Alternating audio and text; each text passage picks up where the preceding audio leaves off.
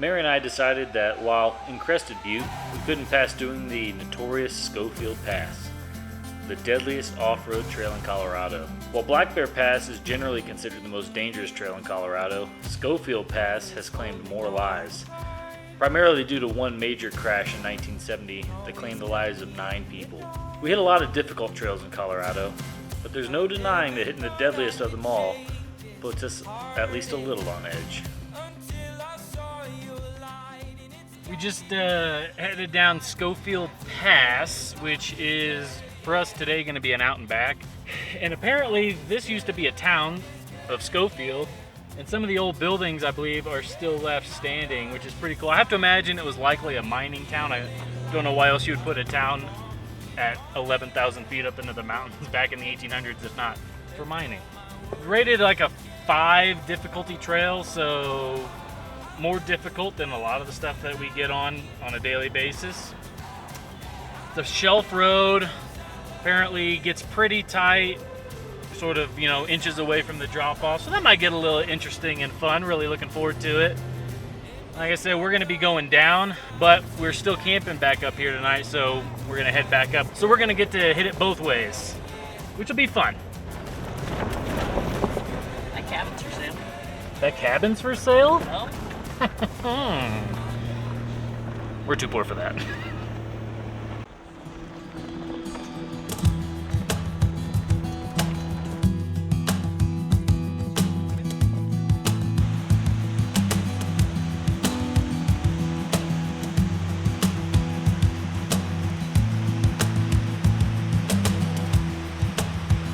Slow down, there's nothing to get you. You can always turn it around. That is so cool. I shouldn't have met you, I only let you down. All night in your bedroom, my thoughts were thinking loud. Oh, I shouldn't have met you, I shouldn't have let you. That's beautiful. Well, this is a pretty cool surprise.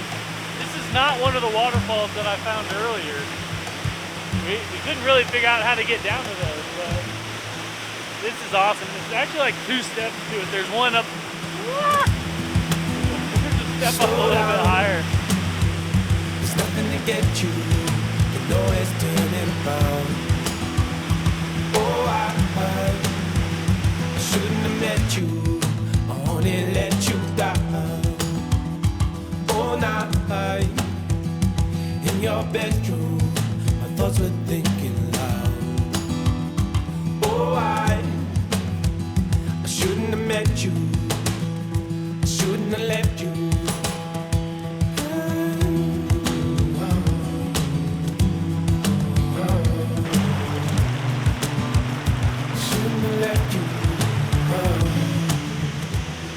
Gotta love a waterfall like that. That's amazing.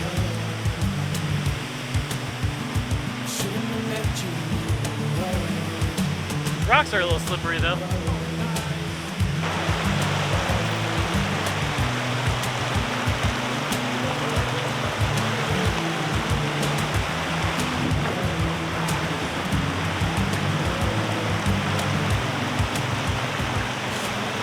So while John took the Forerunner across, I forded the creek, and now I can't feel my feet. It's worth it.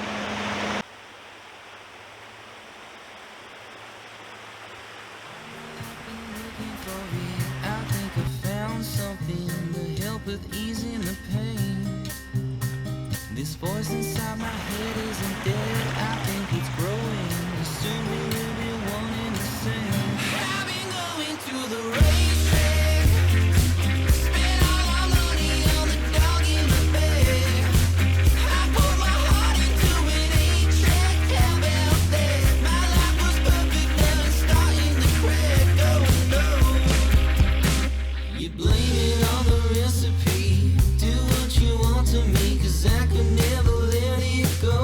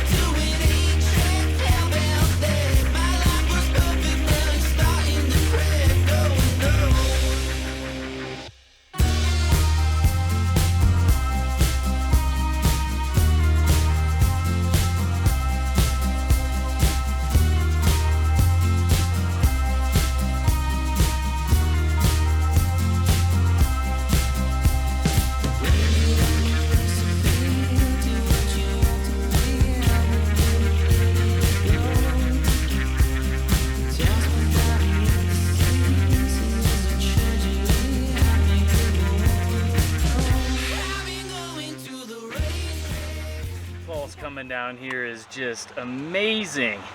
So we just bumped into a couple hikers down here too, and they were telling us just up the road, maybe another couple miles, is, what's the name of it? It's a mill. It's a mill.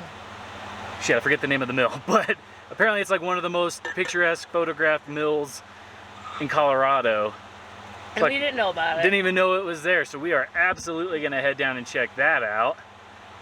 Oh, what a day already. Yeah, not even noon. This is nice.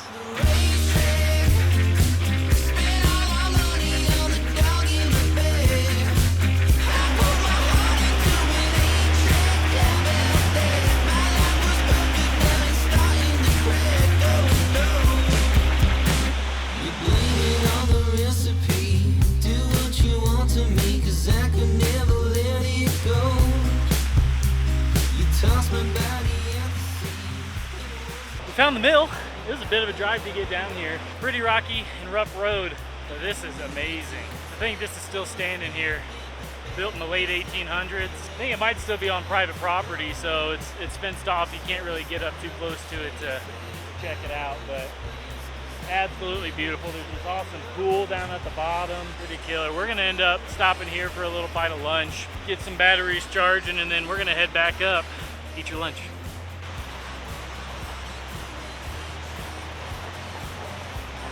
Definitely a lot more people down here than I would have expected. Yeah. But definitely worth the drive if you're ever out here. It's not much further than stopping at that waterfall back there.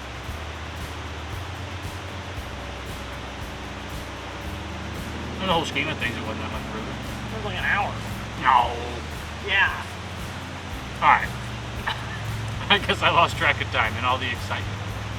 This is going to be a pretty quick pit stop because we want to make sure we get back at a decent time. But this has been one hell of a trail. It is absolutely gorgeous. Definitely not easy. Most of this trail, there's really not anywhere to pull off, and I had to pull off into some pretty tight spots to let a handful of Jeeps and a lot of razors go by. Crossing our fingers, there's not too much of that on the way back up. Follow me to my favorite tree. Well, I'm alright. Crystal was established in 1881. However, by 1917, the town was abandoned. Crystal had a post office that operated from 1882 until 1909. And in fact, many buildings still stand in Crystal, but only a few residents live there, and only during the summer. Transporting ore to the depots in Crested Butte and returning to Crystal proved challenging in the summer months and practically impossible during the winter. Crystal Mill was built to supply power to the mine. This aided in its continued success, although by 1917, the operation was terminated. Crystal's remoteness proved to be its ultimate demise.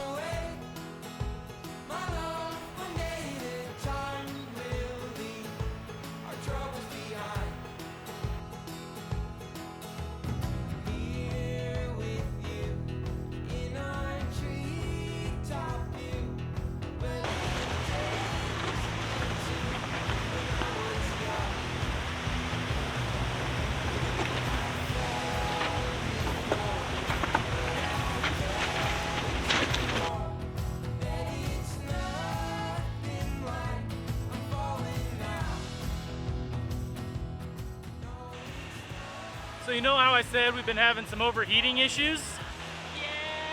Yes, what? Yeah. We just made a pretty good push coming up this far, and she doesn't like it. It's definitely something I really need to get figured out. I just put in a brand new radiator, but it's not cooling the way it needs to. So I don't know if I'm gonna start looking into some aftermarket radiator and fan setup or what. It's a big bummer. And on this uphill stretch here, there's pretty much nowhere to pull off. We found, I think, just about the only spot. So we cracked the hood. I got the fan blowing on it. Poured some water over it a little bit to help cool her down, and that helps, but we want to see if we can bring it down a bit more before we make this next push.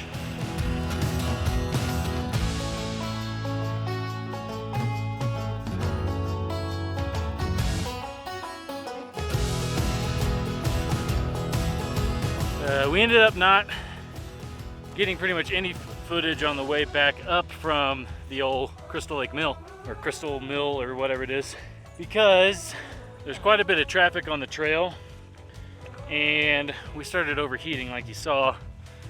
So we were sort of just more focused on that. We came back through one of the creek crossings, and there was a group of hikers, and one of their members was struggling pretty good. I think exhaustion, maybe dehydration. So we ended up repacking the 4Runner so we could fit them in the back, and drove them a few miles back up the mountain, back to their car. Cool getting to meet new people. Glad we were able to help. Yeah, glad we were able to help. There was a guy in a Bronco who had broken down. His truck just wouldn't start one of the new Broncos. So we told him he should have bought a 4Runner. No, I'm just kidding. We don't know what was going on. It would crank, but it wouldn't start. And usually I've got some starting fluid, but I didn't this time. So unfortunately we had to leave them. Luckily there was a bunch of people out on the trail, so we knew more people would bump into them.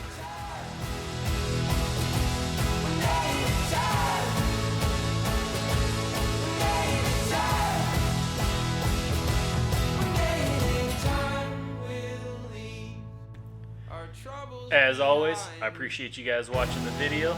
I'll catch you on the next one.